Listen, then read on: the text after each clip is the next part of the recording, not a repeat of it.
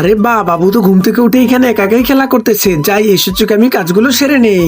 বাড়িতে অনেকগুলো নোংরা কাপড় পরে রয়েছে, এই কাপড়গুলো সবগুলো আমাকে আজকে ধুতে হবে। আরে এই মহিলাটা তো বাইরে আছে, যাই আমি এই সুযোগে তাদের বাড়ি থেকে কিছু চুরি করে নিয়ে আসি। আরে আমি তো চুপি চুপি করে বাড়িতে ঢুকে পড়েছি, আমাকে তো কেউ দেখেনি। যাই আমি এবার রুমের ভিতরে যাব। আরে এখানে তো সেই দুষ্ট বাচ্চাটা বসে আছে, যাই আগে বাচ্চাটাকে আমাকে বিছানা থেকে মাটিতে নামাতে হবে। এই বাবু তুই এখানে চুপ করে বসে থাক, আমি কিছু চুরি করে নিয়ে আসি।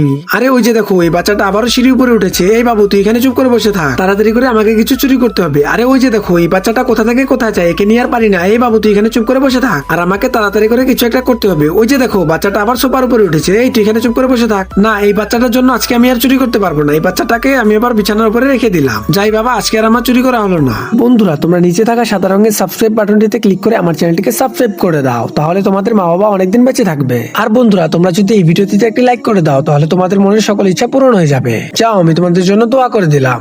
বাবারে, আজকে আমাকে এই বাচ্চাটা একদমই ধ্বংস করে দিল। এই মা, আমি তোমার কাছে মাপ চাই। আরে এইটা কি হলো, এই মহিলা আবার আমার কাছে মাপ চাচ্ছে কেন?